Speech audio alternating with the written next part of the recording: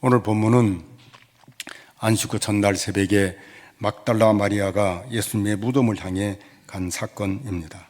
다른 복음서를 보면은 다른 여인들도 함께 막달라 마리아와 함께 무덤에 갔다 이렇게 말해줍니다. 이들이 예수님의 무덤을 향해 이런 새벽에 간 이유는 예수님 시신에 향품을 바르기 위함이었습니다. 그런데 문제는 예수님의 무덤 문을 누가 열어주나 였습니다. 왜냐하면 대제사장들과 바리새인들이 빌라도에게 청하기를 예수님이 사흘 후에 다시 살아난다고 한 말을 기억하고, 그리고 빌라도에게 요청하기를 경비병으로 무덤을 지키게 한 겁니다.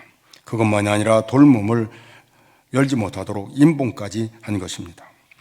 그런데 이 여인들이 무덤에 왔을 때에는 전혀 다른 새로운 상황에 처하게 됩니다.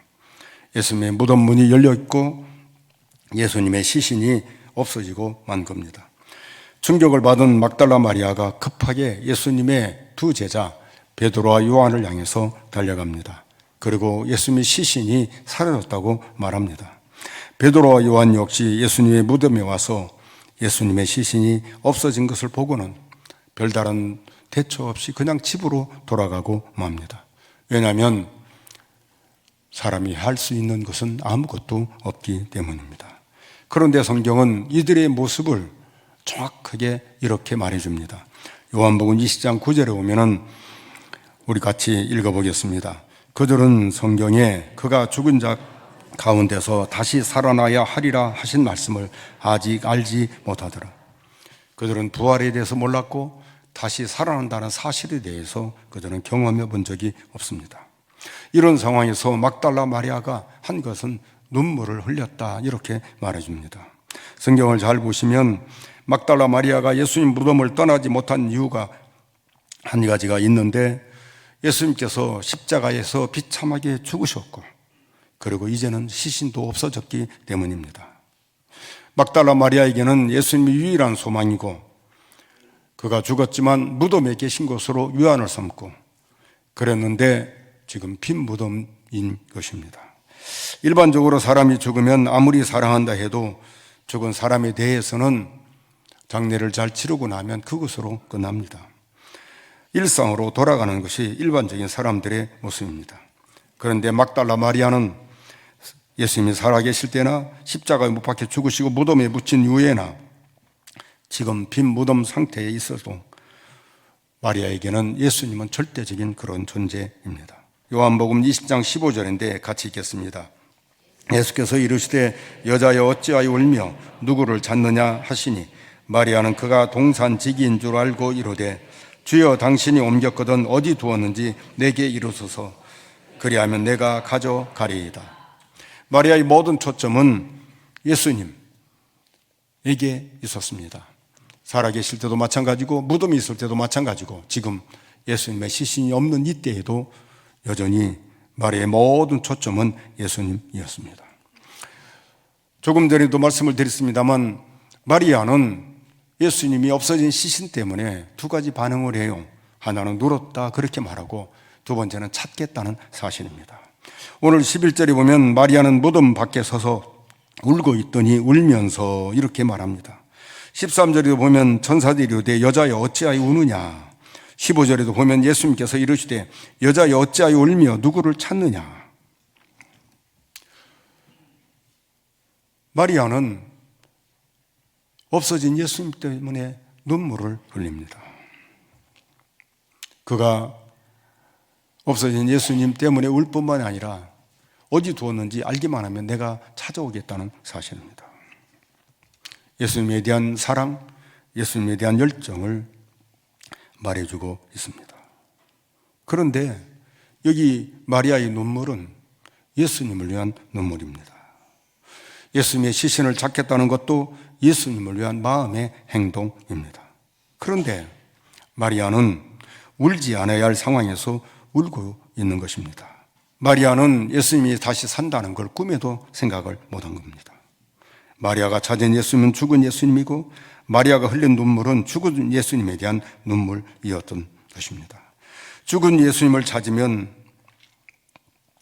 다시 사신 예수님이 곁에 있어도 발견하지 못하고, 죽은 예수를 찾으면 자신을 불러도 예수님의 음성을 깨닫지 못하는 것입니다. 부활하신 예수님을 알지 못하는 열정, 부활하신 예수님을 알지 못하는 사랑은 인간적인 열정과 사랑에 그칠 뿐입니다. 그런데 예수님은 죽음을 이기시고 부활하셨습니다. 놀라운 사실은 이런 막달라 마리아, 죽은 예수님을 찾는 이런 막달라 마리아를 향해서 누가 먼저 말을 꺼내는가, 먼저 누가 물어보는가. 놀랍게도 두 천사가 마리아를 부르고 물어봅니다. 그리고 예수님이 역시 마리아를 부르시고 물으셨다는 사실입니다. 마리아가 시신이 없는 무덤을 다시 이렇게 고개를 들어서 쳐다봅니다. 그런데 놀랍게도 그곳에 흰 옷 입은 두 천사가 예수님의 시체 누웠던 곳 머리편과 팔편에 앉아 있는 것입니다. 그리고 천사 둘이 마리아에게 묻습니다. 여자여 어찌하여 우느냐. 여러분, 마리아가 오히려 천사들에게 물어야 맞는 이치입니다. 왜냐하면 시신이 없어졌기 때문에 애가 탄 사람은 누구냐면 마리아이기 때문입니다. 그런데 아쉬운 마리아가 천사들이 묻는 것이 아니라 오히려 천사들이 마리아에게 먼저 물었다는 사실입니다. 오늘 천사들이 흰옷을 입었다 이렇게 말로 표현하고 있지만 마태복음 28장 2절 3절에 보면 천사들의 형체가 아주 빛났다 그렇게 말합니다. 마태복음 28장 2절 3절을 우리 한번 같이 한번 읽어보겠습니다. 큰 지진이 나며 주의 천사가 하늘로부터 내려와 돌을 굴려내고 그 위에 앉았는데 그 형상이 번개 같고 그 옷은 눈같이 희거늘. 여러분, 천사들의 형상이 번개 같고 그 옷은 눈같이 희었다 이렇게 말해줍니다. 무덤은 세상에서 절망이 깃드는 가장 어두운 공간이에요. 무덤은 인간에게 아무런 소망을 주지 못하는 눈물과 절망만 주는 것입니다. 그런데 더욱이 어두컴컴한 새벽의 무덤은 어두워야 정상인데 눈이 부시도록 하얀 두 천사가 하늘의 조명처럼 예수님의 무덤을 대낮보다 더 밝게 비춘 거라 이 말입니다. 여기에 기가 막힌 의미가 담겨져 있습니다. 그것은 아무리 지독한 어둠도 빛으로 바꾸고 아무리 무거운 좌절도 밝은 희망으로 바꾸며 절망적인 불가능도 가능으로 바꾸는 반전이 어디에 있는가? 예수님의 부활에 있다는 사실입니다. 천사가 예수님의 시신 머리와 발편에 앉은 것은 하나님의 나라의 영광을 무덤에서부터 보여주고 있는 것입니다. 예수님의 부활로 절망과 좌절의 장소가 희망의 장소로 변한 것입니다. 세상의 나라에서 하나님의 나라를 보게 한 것이 빈 무덤이라는 사실입니다. 천사들이 먼저 마리아에게 물으시는 의미는 대단히 커요. 여자여 어찌하여 우느냐. 이것은 하나님 나라의 독특함을 우리에게 가르쳐 주십니다. 이것은 예수님에게서 또한 발견하게 되는 거예요. 예수님 역시 마리아에게 먼저 물으셔요. 마리아에게 예수님께서 물으실 때 두 번을 물으시는데 첫 번째는 부르실 때 여자여라고 물으셔요. 예수께서 이르시되 여자여 어찌하여 울며 누구를 찾느냐. 이때에 마리아는 예수님을 알아보지를 못합니다. 동산지기인 줄만 압니다. 그런데 이어서 두 번째 예수님께서 마리아를 부를 때는 이름을 불러요. 마리아여 이렇게 부릅니다. 여러분, 여기에 믿음이 얼마나 신비한가를 우리에게 가르쳐 주십니다. 믿음은 인간에게서 나올 수 있는 것이 결코 아닙니다. 그것만이 아니라 금생에서 내생을 인간은 알 수가 없는 것을 우리에게 가르쳐 주십니다. 사람은 금생과 내생의 그 간극을 결코 좁힐 수도 없고 그것을 뛰어넘을 수도 없습니다. 금생과 내생을 우리는 전혀 이해할 수가 없고 알 수가 없습니다. 금생에서 내생을 이해한다는 건 있을 수 없는 일이라 이 말입니다. 인간은 내생의 일을 알 수도 없고 말할 수도 없습니다. 마리아, 예수님에 대한 사랑 대단해요. 열정 대단합니다. 그런데 부활하신 예수님을 그가 알 수 없고 믿을 수 없을 때 그에게는 예수님의 음성도 듣지만 들리지도 않고 예수님을 보지만 예수님을 깨달을 수 없었다는 사실입니다. 이 말은 이 세상에서는 천국을 알 수 있는 사람이 아무도 없는 것을 우리에게 가르쳐 주십니다. 이 땅에 내 생에 살면서 금생에 살면서 내 생을 알 수 있는 사람은 이 땅에 아무도 없는 것을 우리에게 가르쳐 주십니다. 이 말은 믿음은 인간의 노력, 인간의 열정으로 얻어지는 것이 결코 아니고 인간의 수단과 방법으로 내 생을 알 수 있는 것은 아무도 없는 것을 우리에게 가르쳐 주십니다. 주님을 알 수 있고 부활의 주님을 믿을 수 있고 우리가 믿음을 가질 수 있는 것은 인간에게서 오는 게 아니라 주께서 마리아를 부르듯이 주께서 우리에게 찾아와 주셔서 우리에게 믿음을 주시고 은혜를 베풀어 주실 때 그때 우리가 믿음을 가지고 영생을 얻게 된다는 사실입니다. 사실 예수님께서 첫 번째 마리아를 부를 때 여자여 어찌하여 우느냐라고 말할 때는 마리아는 몰랐습니다. 똑같은 예수님의 목소리지만 그런 깨닫지를 못했습니다. 마리아 곁에 서 있었지만 동산지기로 알았지 예수님인 줄을 몰랐습니다. 그런데 마리아야 라고 부를 때에는 똑같은 목소리인데 마리아의 귀에 쏙 들어왔어요. 분명히 같은 목소리를 불렀는데 처음에는 알지 못했지만 마리아를 두 번째 부를 때에는 그가 깨닫게 된 거예요. 누가 그렇게 하신 거예요? 예수님께서 깨닫게 하신 거라 이 말입니다. 친숙한 목소리, 평소에 들었던 목소리, 그리고 그렇게 사모한 예수님 목소리, 그가 주님의 음성을 듣게 된 거라 이 말입니다. 이건 요한복음에 있는 목자와 양의 관계인 것을 우리에게 가르쳐 주십니다. 마치 목자가 양들의 이름을 각각 부를 때 그에게 속한 양들은 목자의 음성을 듣고 따르듯이 마리아는 자기의 이름을 불러 찾으시는 예수님의 부르심을 듣고 예수님을 알아본 것입니다.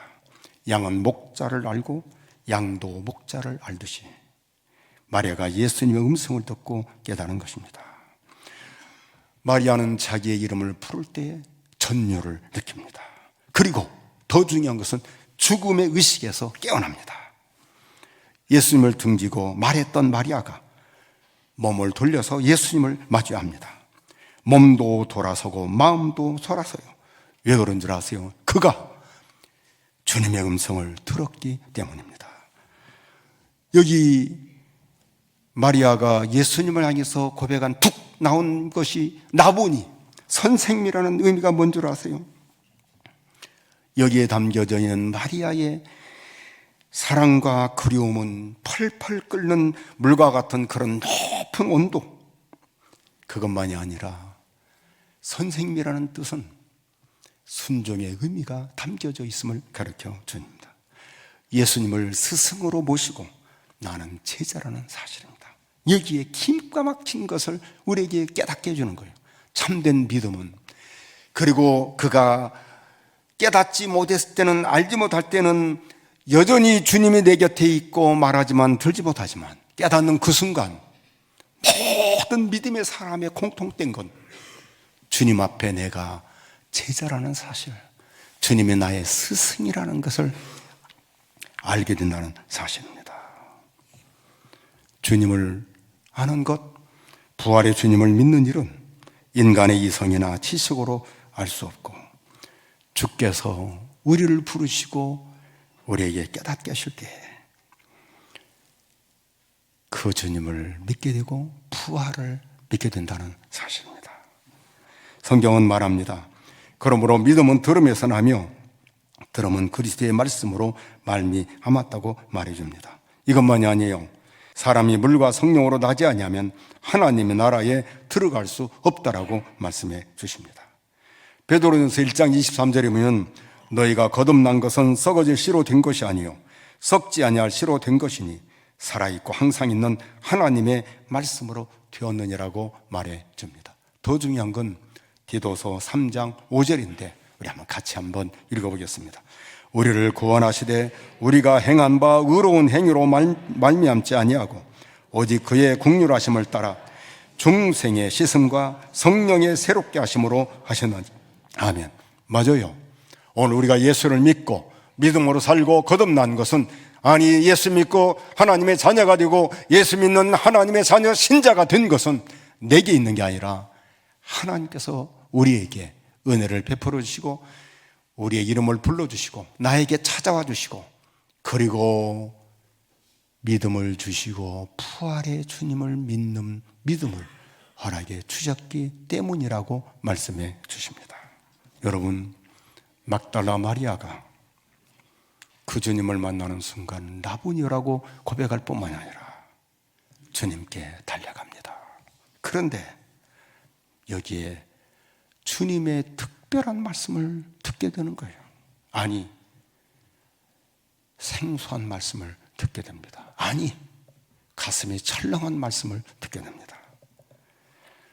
마리아 감격에서 예수님 품에 안기고 싶어 달려갑니다. 아마 저 같아도 그랬을 것 같아요. 그런데 예상 밖 너무 서늘한 말씀을 하셔요. 나를 붙들지 말라. 내가 아직 아버지께로 올라가지 아니하였노라. 나를 붙들지 말라. 내가 아직 아버지께로 올라가지 아니하였노라. 여러분, 생각해 보십시오. 막달라 마리아가 예수님을 붙잡았다고 하나님께로 올라가는 걸 막을 수가 있겠습니까? 막달라 마리아가 예수님을 붙잡았다고 그걸 떼어놓을 수 있는 힘이 예수님에게 없을까요? 아니요. 성경을 잘 보시면 전혀 다른 내용을 또 말씀하셔요. 마태복음 28장 9절에 보면 부활의 주님을 여인들이 만나요. 그런데 그때 이 여인들이 어떻게 한 줄 아세요? 예수님의 발을 붙잡고 경배했다 그렇게 말합니다. 이게 마태복음 28장 9절인데 우리 한번 같이 한번 읽어보겠습니다. 예수께서 그들을 만나 이르시되 평안하냐 하시거늘 여자들이 나아가 그 발을 붙잡고 경배하니. 여러분, 여기 보면 예수님의 발을 붙잡고 경배해요. 근데 막달라 마리아에게는 붙잡지 말라고 말합니다. 내가 아직 아버지께로 올라가지 아니하였다. 너 나 붙잡으면 방해가 된다는 그런 식으로 말씀하고 있어요. 나 붙들지 마라. 내가 아버지께로 아직 올라가지 아니했다. 이 말은 너와 나는 인간적으로 붙들어서 이렇게 맺어지는 것이 아니다. 내가 다시 오는데 성령으로 다시 온다. 나를 잃을까 봐서 단단히 붙들지 마라. 인간의 그 애씀, 노력, 붙듦은 아무런 의미가 없다. 그리고 또 하나가 있어요. 예수님이 부활하심으로 중대한 변화가 초래된 것을 우리에게 가르쳐 주십니다. 예수님 부활하심으로 메시아의 영광이 시작되었음을 우리에게 가르쳐 주십니다. 주님 승천하실 때 이렇게 말씀하셔요. 하늘과 땅의 모든 권세를 아버지께서 내게 주셨다고 고백합니다. 부활, 하늘과 땅의 권세를 가지신 왕이라는 것을 말해줍니다. 예수님이 부활하심으로 모든 만물의 왕이시고 모든 권세를 가지신 왕이라는 것을 우리에게 가르쳐 주십니다. 그 부활의 주님을 인간의 힘으로 막을 수가 없고 붙잡을 수 없는 걸 우리에게 가르쳐 주고 있는 거라 이 말입니다. 사랑하는 성도 여러분, 신앙은 세상의 지식, 지혜로 이루어지는 게 결코 아닙니다. 그걸로 붙들 수도 없고 그것으로 신앙을 가질 수도 없음을 우리에게 가르쳐 주십니다. 신앙은 주님의 은혜가 내게 임할 때 내가 그 신앙을 가지게 되는 겁니다. 오늘 교회가 알아야 할 것이 있어요. 그것은 교회에 주께서 은혜를 주시고 우리 한 사람 한 사람을 주께서 붙들어 주실 때, 그리고 우리를 만나 주심으로 내가 바른 믿음의 사람이 된다는 사실입니다. 그러므로 믿음의 사람은 주님을 의지합니다. 그러므로 믿음의 사람은 성령 하나님을 의존하고, 믿음의 사람은 내 인간의 생각과 사상을 버리고 주님께 맞춘다는 사실입니다. 예수님께서 마리아에게 사명을 주십니다. 너는 내 형제들에게 가서 내가 내 아버지, 곧 너희 아버지, 네 하나님, 곧 너희 하나님께로 올라간다라고 말씀해 주십니다. 그러자 막달라 마리아가 가서 제자들에게 내가 주를 보았다고 하고 또 주께서 자기에게 이렇게 말씀하셨다 전달하고 있습니다. 여기에 아주 중요한 걸 가르쳐 주십니다. 인류 역사에 부활의 주님을 제일 먼저 만난 사람은 남자가 아니고 여자입니다. 제자들이 아니고 여인입니다. 그것도 7 귀신 들렸다가 고침받은 막달라 마리아입니다. 교만할 수 있고 우쭐댈 수가 있습니다. 그런데 주님은 이걸 깨요. 이 여인에게, 제자들에게 보냅니다. 그런데 보낼 때에 이렇게 말을 해요. 제자들을 향해서 내 형제라고 말합니다. 제가 읽어드립니다. 너는 내 형제들에게 가서, 부활의 주님은 부활을 알지 못하는 제자들과 비교할 때 천양직차예요. 현세와 내생은 그 간극을 메꿀 수가 없어요. 너무 커요. 그런데 그 부활의 주님이 제자들을 향해서 말합니다. 내 형제들이라고 말합니다. 그리고 이렇게 말합니다. 내가 내 아버지 곧 너희의 아버지, 내 하나님 곧 너희의 하나님께로 올라간다. 제자들을 향해서 이렇게 말합니다. 내 아버지 곧 너희 아버지, 내 하나님 곧 너희 하나님이라고 예수님과 제자들을 하나로 묶어서 말씀하고 있는 것입니다. 여기 아주 중요한 걸 우리에게 가르치셔요. 예수님은 질서의 예수님이십니다. 하나님은 질서의 하나님이십니다. 절대로 제자들을 낮추거나 무시하지 않고, 이 여인이 아무리 예수님을 먼저 부활의 주님을 만났다고 하지만 예수님은 이 여인을 통해서 사도들을 높여 들려서 그 사도들이 내 형제고 내 아버지의 너희들이 하나님이지, 내 하나님 너희의 하나님이라고 말하면서 사도들을 높여서 그들을 통해서 부활의 증인 될 것을 우리에게 가르쳐 주십니다. 여러분, 비겁하게 보이는 제자들, 그들을 뒤로 물리치지를 않습니다. 무덤에 왔다가 빈 무덤 보고 다시 돌아간 베드로와 요한, 그들을 책망하지를 않습니다. 오히려 제자들을 올려 세워주시고 마리아를 통해서 부활의 주님이 제자들을 어떻게 대하시는가를 우리에게 가르쳐 주십니다. 그들을 향해서 내 형제들이라고 말하고 내 아버지 곧 너희 아버지라고 부르고 내 하나님 곧 너희 하나님이라고 부르십니다. 그리고 그들에게 우리의 시야를 그리고 초점을 바꾸게 만듭니다. 올라간다라고 말씀해 주십니다. 예수께서 이르시되 나를 붙들지 말라. 내가 아직 아버지께로 올라가지 아니하였노라. 너는 너희 형제들에게 가서 이르되 내가 내 아버지 곧 너희 아버지, 내 하나님 곧 너희 하나님께로 올라간다 하라 전합니다. 예수님 방향과 목적이 아주 분명한 걸 가르쳐 줍니다. 그 방향과 목적은 내려가는 게 아니라 올라간다고 말합니다. 하늘로 올라가고 하나님께로 올라간다고 말합니다. 신자의 최종적인 목적지는 하나님께로 가는 겁니다. 우리가 이 땅에 열심히 믿음으로 살고 교회를 잘 이루어가고 가정을 믿음으로 세우고 그리고 형제들을 돌보고 내 형제처럼 생각하고 헌신하고 이렇게 열심히 믿음으로 사는 모든 것은 어디에 있는가? 바로 하나님께로 올라가기 위함입니다. 죽은 예수님을 찾은 마리아였지만 부활하여 살아나신 예수님께서 찾아오심으로 만납니다. 부활의 주님만이 소망입니다. 그리고 하늘에서 하나님 아버지와 함께 사는 것이 우리의 최종 목적입니다. 우리 모두 이 세상에서 믿음으로 살고 더 믿음으로 살아 먼 날 천국에서 하나님과 함께 사는 저와 여러분들이 되기를 바랍니다.